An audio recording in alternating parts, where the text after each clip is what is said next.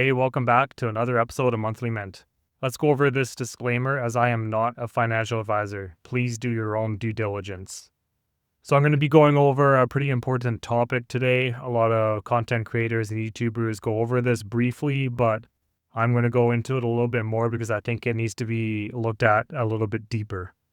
Now, by saying that, I think this one is really underlooked because EQCL is a great fund. It is holding all the indexes in one ETF. And I think one of the key reasons why it's being overlooked is because of the yield, sitting at 11%. But even at 11%, it's still an attractive ETF. So what we got right here is Global X, the Enhanced All Equity Asset Allocation Covered Call ETF, EQCL. Pretty self-explanatory, sitting at 11%. The NAV currently sitting at $25.74.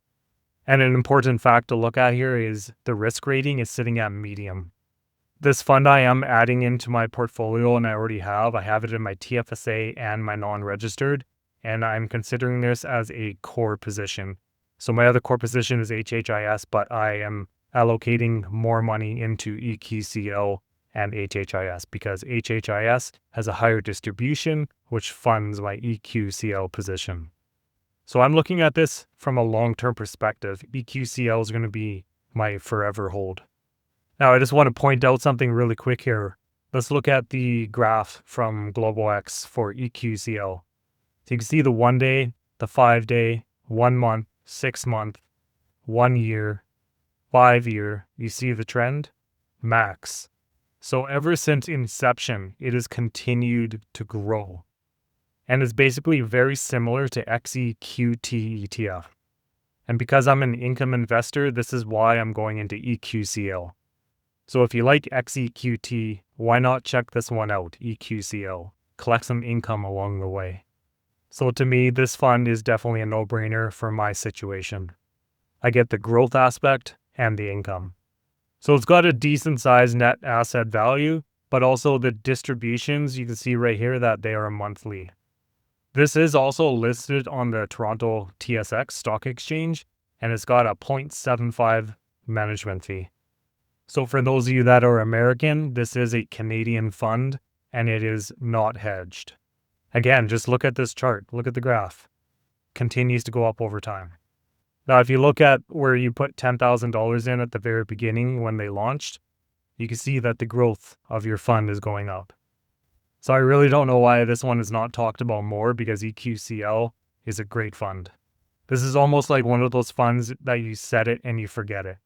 Now let's look at the monthly distributions here. You can see that your monthly distribution is 0.235 cents. So it's recently actually gone up in value.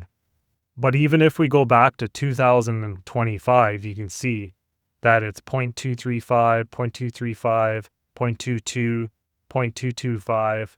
Let's go back over to 2024, 0.21, 0.195. Let's go right into 2023. 0.195. So the distributions are actually increasing over time.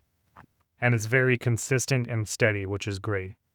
That is exactly what I'm looking for in a fund. I get the consistency for the monthly distributions plus the growth of your NAV.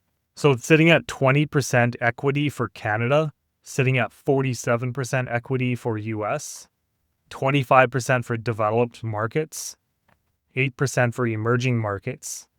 Canadian and US are at 0% for fixed income, and it has a 25% leverage. So this truly is like a basket of holding the whole world in one ETF. You get your communications, your consumer discretionary, consumer staples, energy, financials, healthcare, industrials, information technology, materials, real estate, and utility.